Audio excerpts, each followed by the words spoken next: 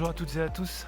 Nous sommes avec Martine Pilatte, une autrice du sud de la France, qui nous vient du sud à Limoges, mais qui connaît mieux Limoges que pas mal d'habitants, puisqu'elle est déjà venue 13 fois au festival, donc une habituée de lire à Limoges, qui est très heureuse d'être là et de rencontrer, même à distance, un peu de public.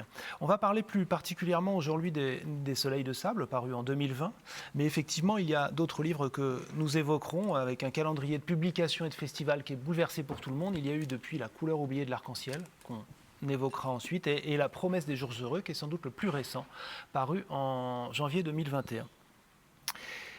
Chère Martine Pilatte, bonjour. Bonjour, merci de me recevoir. Merci d'être là et d'avoir fait ces 700 km, je crois. C'est toujours un plaisir et c'est toujours un moment privilégié que de revenir sur Limoges où on a la chance d'être accueilli et puis surtout d'avoir pu nouer des liens amicaux, aussi bien avec les organisateurs qu'avec bon nombre de lecteurs et de lectrices. Et donc Les Soleils de sable, qui n'est pas tout à fait votre dernier livre. J'aimerais entamer par celui-là. Oui. Et j'aimerais vous poser une première question, toute simple, a priori. C'est ce titre. Moi, quand je lis ce titre, Les Soleils de sable, je l'associe d'abord au soleil, au sud. Et donc, il y a le sud dedans, qui est présent dans le livre, qui se passe pour partie à Marseille et pour partie au Maroc. Oui. Vous allez pouvoir nous parler du sud. Une grande partie de votre travail et de votre vie se fonde et a rapport avec ce sud de la France où vous habitez, où vous vivez. Mais le sud, c'est aussi le sud du sud, à savoir le Maroc, ce que représente le Maroc par rapport à Marseille.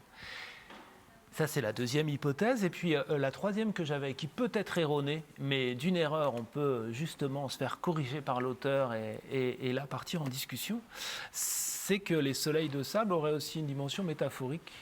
Parce que pas mal des personnages de cette grande saga familiale qui court sur un quasi demi-siècle, vont à la rencontre de leurs illusions et qu'ils vont en perdre certaines, et certains vont évidemment être déçus, de la même manière que l'histoire du siècle, puisque là le livre démarre en 19, semble pleine de promesses, mais n'est pas avare en désillusions.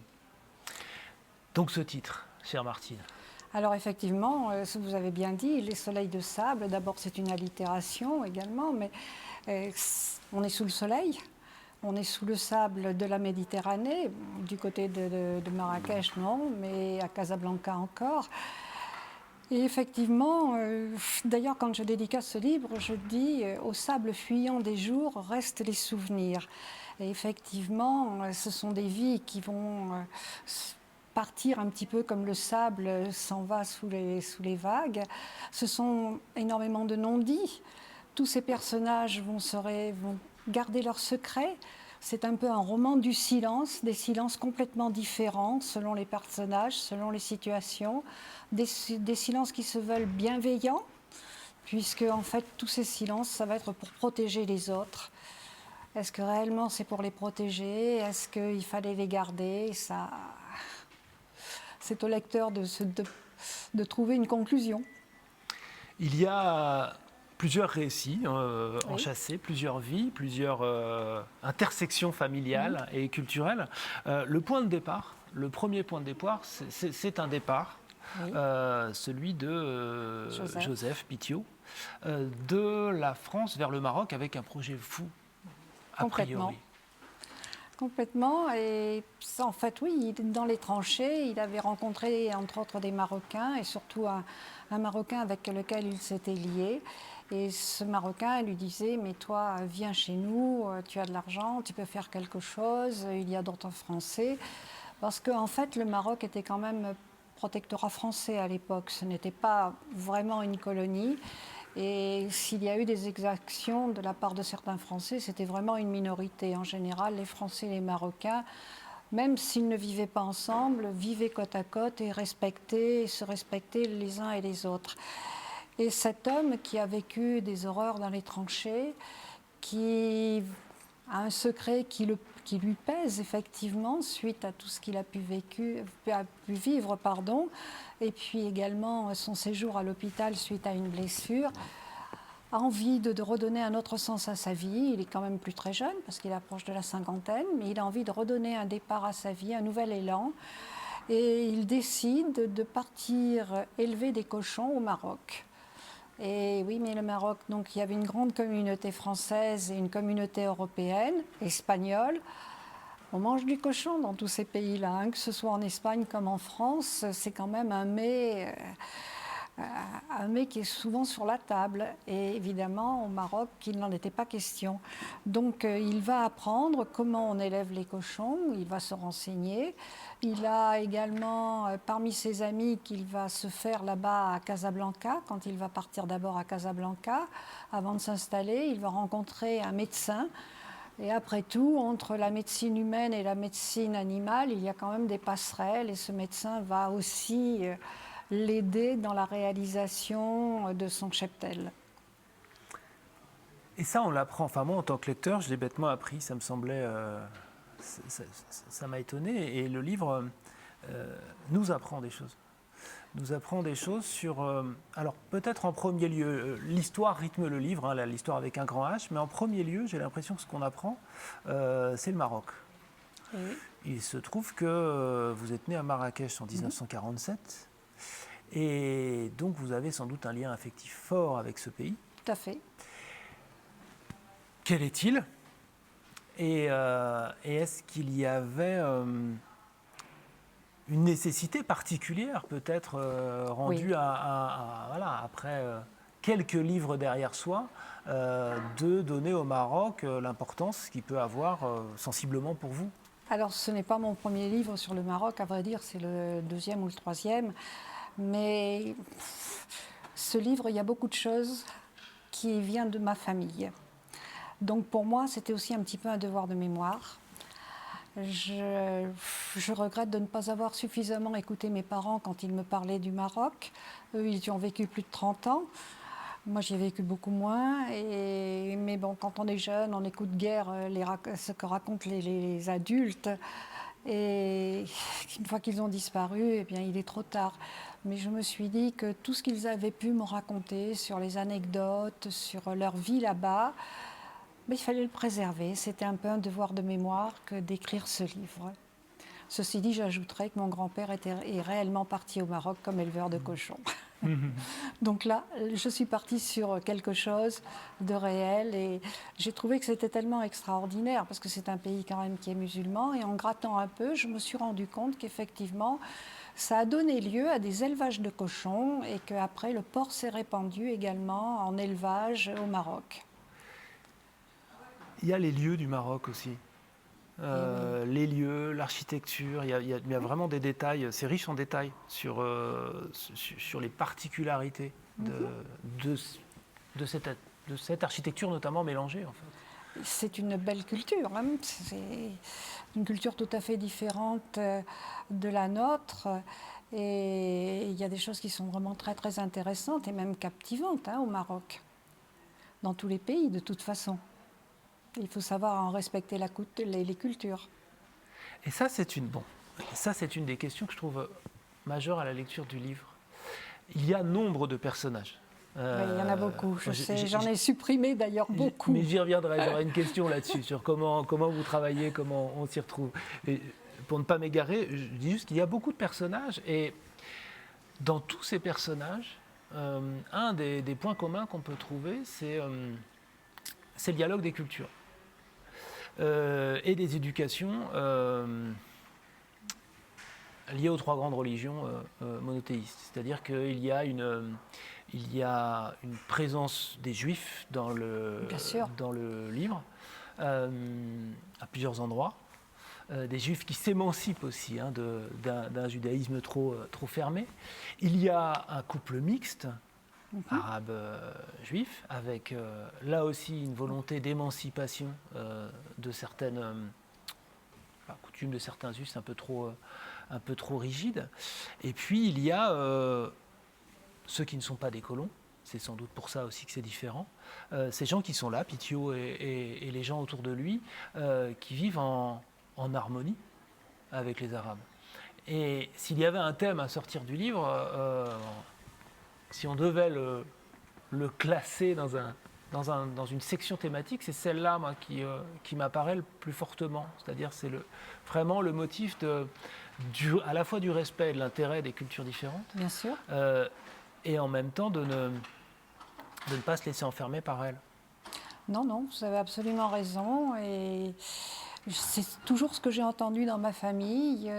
Ils avaient des amis qui étaient arabes, qui étaient vraiment, enfin des berbères surtout, puisqu'à Marrakech, ce sont principalement des berbères avant d'être des arabes. Mais qu'ils soient berbères ou arabes, chacun avait son territoire, chacun vivait à sa manière, mais ils allaient les uns chez les autres, ils se fréquentaient, mais ils se fréquentaient en petits groupes quand même, parce qu'à Casablanca, déjà, il y avait une grosse communauté française où là, ils maintenaient un petit peu leur tradition, alors que plus vous descendiez dans les villes du sud, et puis dans les petites villes, alors là, c'était une communauté, et bon, une fois que la porte de chez soi est fermée, on vit comme on veut. Mais à l'extérieur, on vivait en conformité avec la vie locale. Je disais que la richesse d'un homme, ce n'était pas spécifiquement là où il était né. La patrie d'un homme, ça peut être aussi bien n'importe quel pays là où il a éprouvé des sentiments. C'est un peu comme un chêne. Un chêne, il a des racines multiples, et c'est ces racines multiples qui font sa force. Mais c'est intéressant aussi à l'heure actuelle. Tout à fait. On nous parle beaucoup de tous les côtés Oui. Et oui, il n'y avait, avait pas cette agressivité à l'époque. Bien sûr qu'il y a eu des colons qui ont abusé, ça c'est impardonnable. Mais au Maroc, il y a toujours une grande communauté française. Si vous allez à Marrakech, il y a évidemment le quartier du Guélis qui est complètement français. Enfin, il y a des Arabes aussi qui y vivent, mais c'est un quartier français. Je crois que, j'ai peur de dire une bêtise, mais il y a 30 000 Français à Marrakech. Et l'histoire, donc la documentation, elle vient rythmer le début, alors pas forcément de tous les chapitres, mais d'un certain nombre de chapitres, souvent quand on glisse d'une des intrigues familiales ou sentimentales à l'autre, il y a une contextualisation historique qui fait en général à peu près une page. J'aimerais que vous me parliez de la nécessité que ça avait de refaire l'histoire dans l'histoire que vous écriviez, et puis du travail que ça a représenté quand même. Bon, ça représente beaucoup de travail. Ceci dit, il y a plusieurs raisons. Déjà, quand on ouvre un livre, il faut pouvoir plonger dans le livre. Il faut que le livre vous entraîne dans son histoire. Ce n'est pas comme un film, il faut que vous créiez les décors, il faut que vous les imaginiez. Jusqu'aux odeurs, il faut les imaginer. Donc, je crois que c'est important déjà de décrire les lieux avec précision. Ensuite, il y a les époques. Et la personne qui va dépenser de l'argent pour le livre est quand même relativement cher, on doit être absolument honnête avec. Donc il faut l'intégrer dans aussi cette histoire de pays. C'est cette histoire de pays, l'histoire avec un grand H, qui permet aux hommes d'évoluer. Et l'histoire, elle va évoluer au fil des ans. Donc c'est pour ça qu'il faut également mettre, je pense, un contexte un peu historique. Ensuite, j'apprécie de faire apprendre quelque chose. Je trouve que le livre est un excellent vecteur pour rappeler ou faire connaître des points méconnus de notre histoire ou de notre société. Et je trouve que c'est un excellent outil. En plus, moi aussi, ça me permet d'apprendre, parce que je fais des recherches. Un livre ne s'écrit pas en un jour. Il faut quand même une bonne année pour l'écrire. Oui, et un livre comme ça représentait beaucoup de recherches, du coup. Oui. Vous avez relu, vous utilisez le web, vous utilisez la bibliothèque. Oui, j'utilise le web, mais j'ai la chance, en ce qui concernait le Maroc, d'avoir une grosse bibliothèque. Mes parents ont toujours aimé les livres, on a toujours vécu entouré de livres, donc j'ai pas mal de livres. Et puis j'ai un mari qui, lorsque nous allons sur les salons du livre, ne connaît pas le sujet de mon livre, mais je lui dis, voilà, si tu me trouves dans les livres d'occasion, telle période ou tel personnage, tu me le rapportes. Et donc, il me cherche des documents, souvent sans savoir ce que je vais en faire. Et comme vous déplacez en voiture sur les salons, du coup, vous pouvez en ramener beaucoup. Oui, mais ça arrive. On est allé à Montmorillon il y a quelque temps, j'ai rapporté un sac plein de livres. Et donc, au-delà de ce livre-là, du coup, j'aimerais retisser ça dans dans votre histoire avec l'écriture. C'est-à-dire que vous avez, telles que les biographies le décrivent, sur les sites internet et autres, une vie professionnelle et ensuite vous avez pu consacrer votre temps à l'écriture. Oui. Mais évidemment, ces choses-là, ça s'enchasse peu à peu et j'aimerais savoir à quand ça remonte, c'est-à-dire l'écriture avant même la première publication. Quel a été votre chemin vers l'écriture depuis l'enfance, la plus haute enfance? Oui, depuis l'enfance, puisque j'ai toujours vécu entourée de livres, que mes parents racontaient des histoires, donc j'ai eu envie d'en raconter. D'ailleurs, quand on me demande ce que je fais, je ne dis pas que je suis écrivain, je dis que je suis conteuse, je raconte des histoires. Et à l'école, j'ai commencé à aimer les rédactions. Des rédactions, on est passé aux compositions, aux dissertations. J'ai fait des études littéraires. J'ai même enseigné le français à l'étranger pendant 2 ans. C'était pas trop ma passion. Et puis après, il fallait gagner sa vie. J'avais repris des études de droit en Angleterre quand j'habitais en Angleterre. Et j'ai travaillé toute ma vie dans différentes professions. Et puis quand est arrivée la retraite, surtout qu'on a eu la bonne idée de me mettre en pré-retraite, puisque l'entreprise venait de fermer ses portes, j'ai dit bon, mais ça y est, je me lance. Et là, je suis partie dans l'écriture et c'est vraiment devenu, je ne veux pas dire une drogue, mais une addiction. J'ai besoin d'écrire, j'ai besoin de créer. Et en général, j'ai toujours le livre dans la tête avant même que de le commencer. Et dans ce que donnent les bibliographies, encore une fois, elles peuvent être erronées ou incomplètes, j'ai eu l'impression que vous aviez démarré par des choses assez documentaires. C'est-à-dire qu'il y a ce livre sur la pétanque, oui. Il y a aussi un livre sur une entreprise. Oui, tout à fait. Oh, vous êtes bien renseigné. Effectivement, une entreprise de travaux publics. Et moi, ça me semble dessiner un chemin vers le roman. C'est-à-dire des romans, si j'ose dire, de plus en plus romanesques avec ces aspects-là qu'on a évoqués, c'est-à-dire oui. comment intégrer l'histoire, faire exister des personnages, voire foule de personnages. Est-ce que je me trompe, hein? C'est rapport à ce que je déduis d'une biographie, mais il faut sans doute un certain temps aussi pour faire exister des personnages. Oui, oui et non, je dirais. Parce que j'avais beaucoup de choses en tête. J'ai écrit un premier roman, j'avais 15 ans. En fin de compte, un roman qui est resté au fond des tiroirs. Parce qu'à cette époque-là, on habitait la province, on ne publiait pas. Quand j'ai voulu le faire publier à Paris, je me suis fait escroquer en quelque sorte parce qu'il est paru dans un magazine qui l'a sorti en tranches séparées. Et non, j'ai toujours eu envie d'écrire. J'ai écrit beaucoup d'articles spécialisés dans ma profession, puisque j'étais juriste surtout, économiste. J'ai même servi de nègre, comme on dit. Et puis, non, c'était vraiment ce que je voulais faire. Donc j'avais des tiroirs qui étaient pleins de petites notes, enfin des boîtes dans lesquelles je mettais des notes ou des pensées que je trouvais jolies, ou simplement un petit détail, une phrase. Je me suis dit, après tout, un jour, ça ressortira. Mais par contre, je ne pensais pas, quand j'ai écrit mon premier livre, qui était un livre sur la pétanque, que j'allais effectivement enchaîner comme ça et puis tomber dans la marmite, quoi. Et maintenant, c'est vraiment, je ne peux plus m'en passer. Mais ce qu'il y a surtout, c'est que lorsque j'ai eu terminé le premier livre, j'étais tellement malheureuse de quitter mes personnages. Le premier, j'avais passé 18 mois avec. Donc, alors, le premier livre, L'histoire de la pétanque, moi, voilà. un autre, oui. Oui. Et c'était un livre documentaire. Moitié documentaire. C'est ça, vous parlez de personnages, du coup. Il y avait une fiction dedans? Oui, il y avait une fiction dedans. Okay. D'ailleurs, celui-ci, on ne le trouve plus, il n'existe plus, il est périmé et je n'ai plus voulu le reprendre parce que j'ai sorti de nouveau un autre livre sur la pétanque qui fait plutôt partie des beaux livres. Mais donc 18 mois de recherche, puis alors, à l'époque je ne savais pas comment me servir des recherches, je ne savais pas comment aller sur le web, je ne savais pas où trouver mes renseignements, donc c'était très difficile, ça se passait par courrier, par téléphone. C'est pour ça que j'ai mis aussi longtemps. Mais j'étais tellement mal à l'aise, et puis je crois que j'ai empoisonné l'existence de mon mari pendant au moins 15 jours parce que je tournais en rond. Donc je me suis dit, il faut que je trouve une solution. Et je me suis dit, mais ma fille, tu as plein de notes dans tes livres, tu vas en commencer, 1 ou 2, peut-être 3, si bien que quand tu arrives pratiquement à la fin d'un livre, tu sais que tu redémarres sur autre chose et que tu as d'autres héros. Ceci dit, entre-temps, j'avais écrit un roman qui se terminait mal. Et ça, je crois que c'est la pire des choses à faire. Quand vous terminez sur un malaise, que ce soit pour le lecteur comme pour l'auteur, c'est une horreur.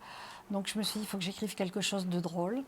Et j'ai écrit un petit livre sur des histoires locales, ce que les vieilles personnes se rencontraient, nos papés, vous savez, dès que les beaux jours reviennent, qui sortent leur chaise à la fraîche, qui vous rhabillent tout un village. Et je suis allée les trouver. Alors, comme on dit chez nous, 5 sous pour démarrer, mais alors après 10 francs pour les arrêter. Et quand je suis arrivée à la maison, je me suis dit, bon, Clochemerle, ça a été déjà fait, même si tu fais quelque chose d'un peu plus sympa. Vincenot est passé avant toi, il faut trouver autre chose. Et nous aimons les chats, et j'avais mon matou qui était là sur le bureau, et le nez contre la truffe. Il m'est venu une idée. Je me suis dit, pourquoi pas le faire au travers des regards de 5 chats qui se retrouvent le soir. Et ça a vraiment démarré comme ça, et c'est La Passion selon 5 matous, qui en fait est parti sur 3 tomes parce qu'on n'y croyait pas, qui est devenu un best-seller. Et c'est lui qui m'a fait connaître Limoges, parce que c'est sur ce salon de Limoges que j'ai présenté mon premier véritable ouvrage, qui était donc ce livre. Et donc après, je suis partie, j'ai toujours au moins 3 livres en cours. Là, à l'heure actuelle, il y en a 3 en cours, un qui se termine et 2 autres en cours. Alors, en cours à l'état de note ou de rédaction? Il y a au moins une 50aine de pages d'écrites sur chacun. Et vous travaillez en alternance l'un, l'autre? Aucun problème. Selon l'humeur, selon là où c'est Non, discipliné? non, je travaille sur un principal, Ouais. mais des fois, oui, ça m'arrive de rajouter une page sur l'un ou sur l'autre, mais autrement, je travaille vraiment sur un principal.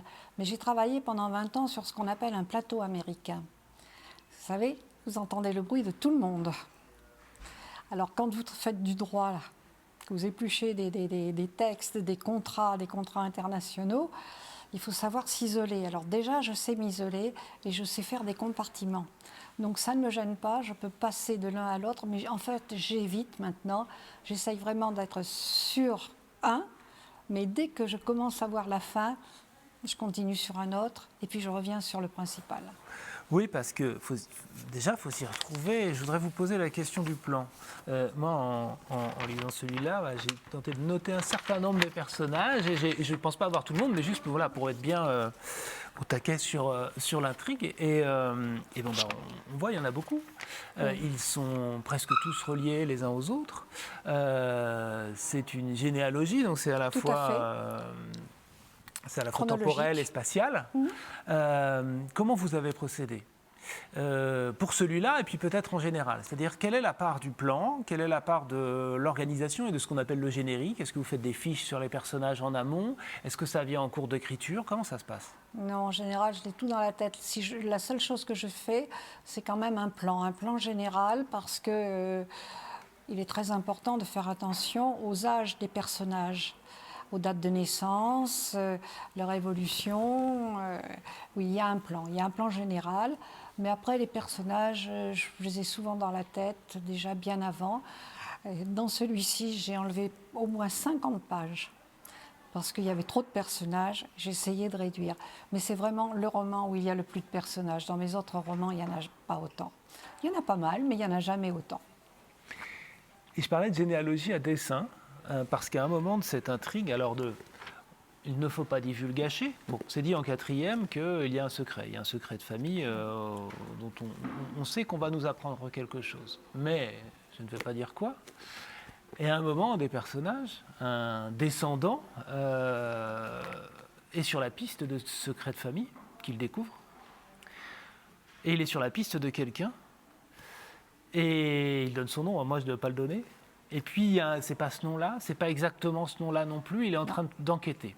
Donc déjà, la position d'enquêteur m'intéresse, savoir comment vous êtes trouvée en position d'enquêtrice. Et elle m'a même, cette hésitation sur les noms, sur les états civils, m'a fait penser aux recherches des généalogistes, au sens propre, parce que c'est un des écueils qu'ils rencontrent le plus souvent, c'est-à-dire que les noms étaient parfois plus mal orthographiés. Et du coup, je me demandais si ce n'était pas symboliquement ou très concrètement une manière de représenter aussi l'endroit, enfin ce personnage-là représente-t-il pas l'écrivaine que vous êtes à ce moment-là, quand vous vous penchez sur les archives, un mélange d'archives extérieures, d'archives familiales, en faisant un travail de généalogiste aussi? Alors honnêtement, je vais avoir honte de vous dire ça, je ne me penche pas sur les généalogies.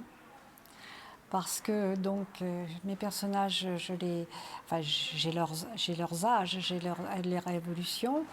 Mais alors après, dans les recherches de noms, je fais toujours très attention à ce que ces noms-là n'existent pas ou alors que ce soit des noms de ma famille.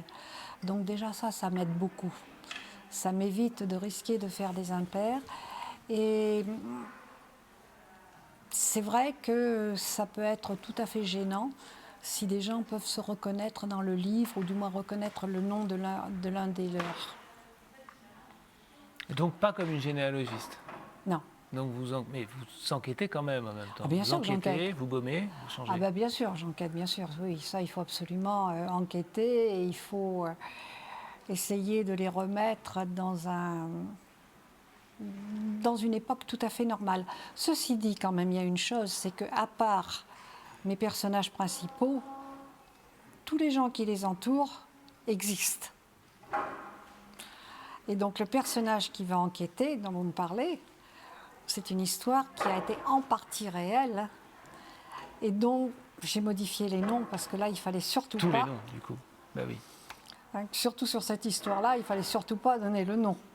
Mais par contre, on se rapproche un peu du nom et je pense que, bon, maintenant c'est trop âgé, c'est parti trop loin, mais si ce livre était sorti il y a 30 ans ou 40 ans, je pense que des gens de Marrakech auraient reconnu de qui il s'agissait. Oui, parce que il y a cette phrase qui est nommément, voilà, qui est écrite à un moment et qui reviendra à ce que vous évoquiez un peu au début. La vie avait plus d'imagination que les hommes. Combien de fois Faroui ne lui avait-il pas répété que chacun portait son destin attaché à son cou? Bien sûr. Et ça revient un peu à ce que vous disiez au début, c'est-à-dire qu'on est face à une saga familiale, une fiction avec énormément de destins et de choses qui se passent et de surprises. Et en même temps, on se rend compte en cours de route et en discutant avec vous que pas mal de choses peuvent être arrivées à d'aucuns. Et que bien souvent les choses se recoupent. Et que la réalité dépasse la fiction. Et que la réalité dépasse la fiction. Et je vais donc vous proposer de nous dire quelques mots des livres suivants, parce que comme je le disais tout à l'heure, il y a eu des suivants. Notamment celui-là que vous m'avez tendu et qui fait envie, La couleur oubliée de l'arc-en-ciel, et qui s'inscrit presque dans la continuité de l'histoire du siècle, mais à un autre endroit, autre continent, avec d'autres préoccupations. Alors nous avons eu la chance effectivement de beaucoup voyager, et la Nouvelle-Orléans est un endroit que nous aimons beaucoup parce que nous sommes très amateurs de jazz. Et un jour, à la télévision, il y avait un reportage sur la guerre de 14-18, et un reportage qui durait quand même sur plusieurs soirées. Et il y a eu un passage qui a duré moins de 5 minutes sur les Harlem Hellfighters. Et quand moi je savais ce que c'était, qui étaient ces hommes, et quand j'ai interrogé un petit peu autour de moi, je me suis aperçue que personne ne connaissait les Harlem Hellfighters. Alors, comme dans tous mes romans, j'essaye de faire découvrir quelque chose. Dans un autre roman, j'avais parlé des Malgré nous, du camp de Tambov. Donc, je me suis dit, là, je vais effectivement me mettre sur les Harlem Hellfighters. Seulement, il faut faire un roman. Je ne suis pas historienne, je n'ai pas la prétention d'écrire un livre d'histoire. Je ne suis pas assez pointue pour ça. Et puis, je ne me vois pas faire des recherches pour vraiment rédiger un manuel historique. Et puis, comme je vous disais, au travers d'un roman, on peut faire apprendre beaucoup de choses. Donc, comme nous connaissions la Nouvelle-Orléans, nous y sommes allés plusieurs fois, je me suis dit pourquoi pas le faire démarrer au début du siècle, parler d'un jeune métis dont les parents étaient des anciens planteurs, mais elle est noire, lui, il est blanc, c'est un fils de famille. Ce n'est pas une grosse plantation, c'est une petite plantation, mais évidemment c'est un mariage interdit parce qu'aux États-Unis, il a fallu attendre le Loving Act en 1964 pour que les couples mixtes puissent enfin légaliser leur union. Donc là, nous sommes au début du XXe siècle, donc il n'en est pas question. Et ils ont 2 enfants, c'est un couple qui s'aime profondément et ils vont être obligés d'abandonner cette plantation suite à des problèmes familiaux que l'on découvrira plus tard, et ils ouvrent un cabaret à la Nouvelle-Orléans et c'est là où on va voir démarrer entre autres Bessie Smith, Louis Armstrong, Sidney Bechet, et cet enfant va être élevé dans un contexte tout à fait musical qui va le pousser lui aussi à jouer d'un instrument. Et il est protégé en fait à la Nouvelle-Orléans parce qu'il est dans un petit peu dans un cocon avec une grand-mère, un grand-père qui prennent soin de lui, des grands-parents qui étaient des anciens esclaves d'ailleurs. Et en 1917, lorsque les États-Unis vont rentrer en guerre, ah oui, je peux peut-être vous raconter l'histoire du titre, peut-être. La couleur oubliée de l'arc-en-ciel, tout simplement parce qu'un jour où il a plu en matinée, il va pêcher avec son grand-père sur le lac Véret. C'était une activité que le grand-père et le petit-fils adoraient. Et ce jour-là, il y a un superbe arc-en-ciel au-dessus du lac. Et le petit, comme tous les enfants, est curieux et voudrait attraper l'arc-en-ciel. Alors le grand-père lui explique le caractère immatériel de l'arc-en-ciel. Il lui raconte la légende de l'arc-en-ciel, cette légende indienne qui a voulu que Dieu réunisse toutes les couleurs parce qu'elles se battaient entre elles pour savoir quelle était la plus belle. Et le gamin, il reste pensif. Alors au bout d'un moment, le grand-père lui dit « Qu'est-ce qu'il y a? Qu'est-ce qui ne va pas ?» Grand-père, Dieu a oublié une couleur. Laquelle? Alors il faut savoir que lui est métis. Le grand-père est un ancien esclave, mais lui, il n'est pas métis, il est vraiment noir. Et le gamin le regarde et lui dit « Dieu a oublié la couleur de ta peau, le noir. » C'est pour ça, le titre oublié de la couleur oubliée de l'arc-en-ciel, c'est effectivement le noir, puisque en plus de ça, le noir n'est pas considéré comme une couleur, et en plus aux États-Unis, il est encore moins considéré comme une couleur. Et donc en 1917, alors qu'il fait des études de droit et que les États-Unis vont rentrer en guerre aux côtés de la France, il va s'engager. Et le 15e régiment de la Garde nationale de New York est un régiment exclusivement noir. Et évidemment, les opportunités pour se battre pour les Noirs ne sont que dans des régiments noirs, bien sûr. Et là, il y a un orchestre qui est dirigé par un certain James Reese Europe. Il avait un nom prédestiné, Europe. Et il va intégrer cet orchestre. Et ces hommes vont arriver à Brest le 31 décembre 1917. Alors, pour certains, c'est le 1er janvier, pour d'autres, c'est le 31 décembre. Bon, il fallait trancher. J'ai opté pour le 31 décembre parce que je l'ai vu plus souvent mentionné que le 1er janvier. Et quand ils arrivent à Brest, eh bien, ils vont faire découvrir le jazz à la France et ensuite à l'Europe. C'est cet orchestre, c'est le premier orchestre de jazz qui a mis les pieds en France. Et ces hommes découvrent surtout la liberté, surtout ces Noirs. Or, ils sont dans un camp américain qui est à quelques kilomètres de Brest. Et là, ils sont de nouveau soumis aux tâches les plus subalternes. Ils sont de nouveau en butte aux brimades des Blancs. Ça va aller à tel point que les Américains ne vont pas vouloir se battre à leur côté. Ils n'en veulent pas pour se battre à leur côté. On ne veut surtout pas risquer de mélanger le sang. Et les Américains ont mis du temps pour se décider à rentrer en guerre. Ils n'étaient jamais vraiment prêts et les Français, quand même, se sont un petit peu emportés.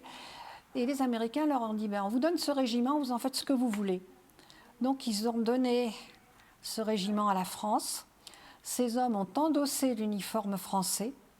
Et c'est sous l'uniforme français qu'ils sont allés se battre dans les tranchées de l'Argonne, qu'ils sont devenus des héros.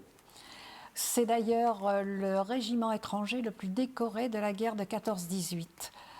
Et évidemment, bon nombre de ces hommes vont rester en France, ne repartiront plus à l'étranger, ne repartiront plus aux États-Unis. Pour eux, c'est vraiment la liberté. Il faut dire que ceux qui vont rentrer aux États-Unis ne seront pas reconnus, pas comme héros. Ils vont même pousser le vice, les Américains, c'est que quand ils vont défiler après la guerre, faire défiler toutes les troupes qui se sont battues en France, ils se sont dit, si on ne veut pas que les Noirs soient hués, on va les faire défiler tout de suite derrière les officiels, parce qu'autrement, ils vont se faire siffler par toute la foule. Donc on les a mis derrière les officiels. Les veuves n'ont eu droit strictement à rien. et ils ont été de nouveau en butte à la ségrégation raciale. Il faut attendre Barack Obama, 90 ans, pour que l'un des héros, dont je cite les faits dans le livre, soit enfin reconnu, alors que cet homme était décoré, hautement décoré en France. C'est même allé jusqu'à ce que les Américains demandent que sur les monuments aux morts où leurs soldats étaient tombés ne figure le nom d'aucun noir. Par contre, du côté de Séchault, dans l'Argonne, là, vous avez des monuments entiers qui sont réservés à ces soldats noirs. Bien sûr, il y a une belle histoire d'amour aussi dedans, hein, reste un roman. Mais ceci dit, tous les personnages, à l'exception de cette famille, le personnage principal, sont réels, ont bien existé, et tous les noms que je cite sont réels. Et alors, c'est à propos de celui-là que vous me disiez qu'il y a une suite en... Oui, parce que j'ai appris, enfin, je connaissais une histoire qui est très peu connue aussi, qui s'appelle Les pianos de la victoire. Et donc, le héros principal, lui, va continuer, mais j'ai mis une toute dernière phrase dans le livre qui fait comprendre qu'il y aura une suite. Le proverbe dit « Les gens heureux n'ont pas d'histoire ». Celle de Lucille, qui est donc la sœur de ce héros, celle de Lucille ne fait que commencer. Et donc c'est l'histoire de Lucille, c'est l'histoire de sa sœur, qui va devenir une grande chanteuse de jazz, qui va se trouver en butte aux États-Unis, effectivement, à la ségrégation raciale. Je ne sais pas si vous avez vu le film Le Green Book, mais bon, j'évoque aussi le Green Book avec ces endroits où les Noirs étaient relégués, ils ne pouvaient pas aller dans un hôtel, etc. Et cette jeune femme va venir en France, où elle va se retrouver aussi dans d'autres conditions. C'est des conditions de vie qui ne vont pas lui convenir, et elle va se rendre compte que la carrière de chanteuse n'est pas faite pour elle. Mais par contre, on va continuer avec son fils, parce que je tenais à évoquer un événement qui s'est passé en juillet 1944. Lorsque les Américains ont débarqué sur Omaha Beach en juin 1944, on a toujours dit qu'il n'y avait pas de régiment noir. Or, c'est faux, il y en avait un qui n'était pas armé. Et je ne sais pas si vous imaginez ou si vous vous rappelez les photos de ce débarquement. Il y a effectivement toutes ces barges, mais il y a dans le ciel des ballons dirigeables, des grands ballons.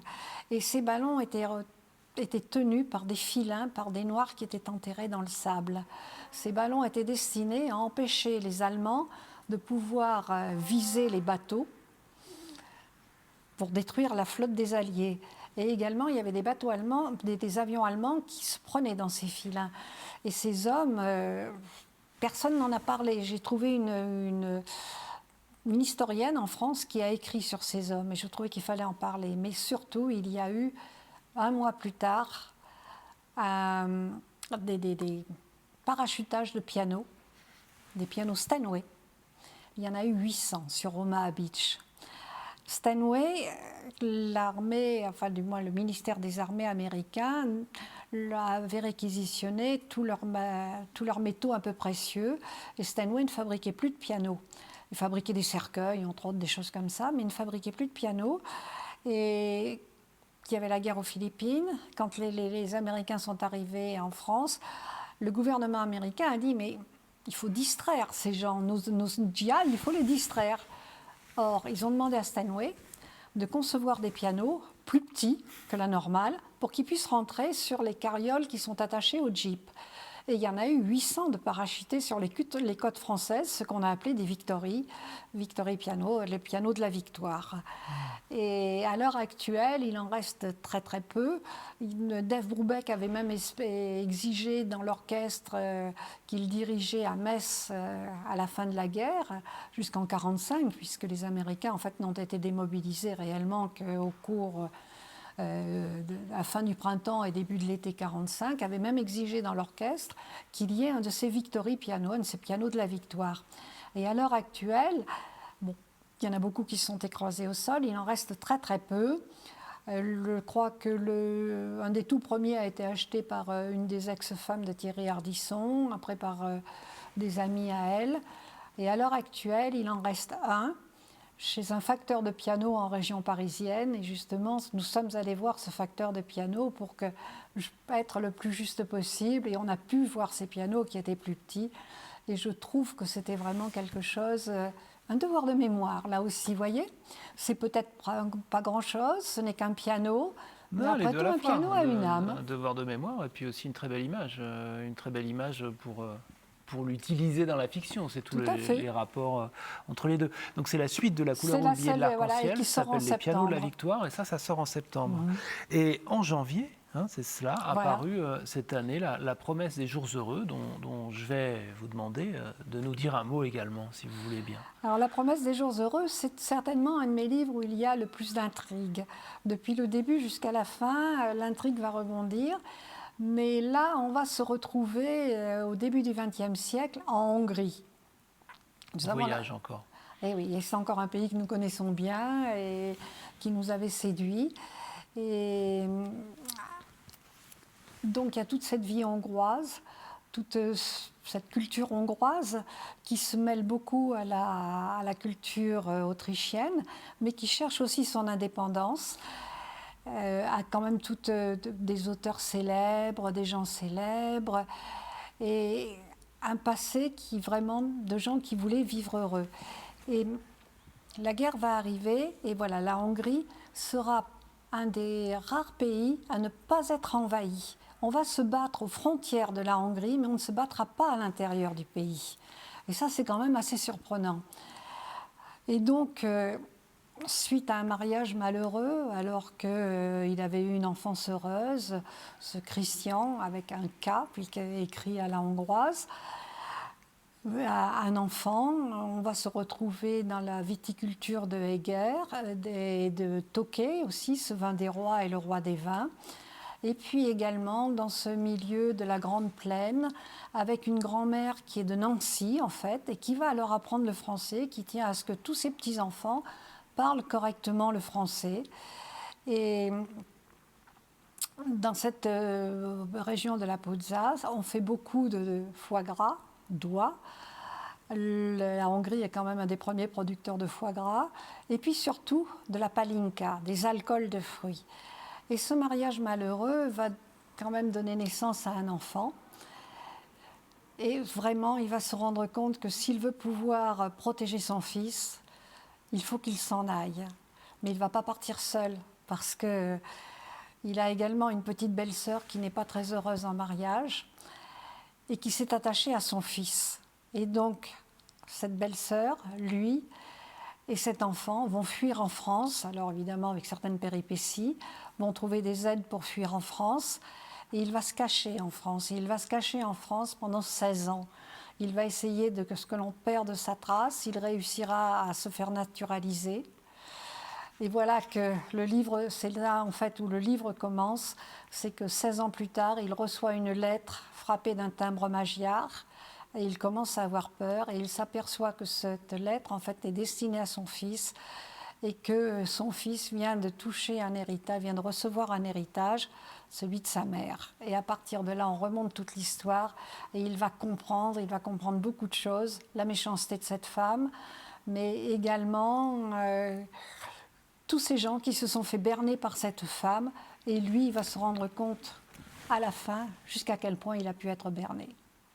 Merci. Et donc, c'est La promesse des jours heureux, le dernier en date au moment où nous parlons. On a parlé aussi du prochain en septembre et du précédent en septembre dernier. Merci beaucoup, Martine Pilatte. Et à vous retrouver avec tous les livres et en vrai avec vos lecteurs en 2022 également. Oh, que je l'espère. Merci à vous et merci à toute l'équipe. Bon retour dans le Sud et bonne fin de journée. Merci.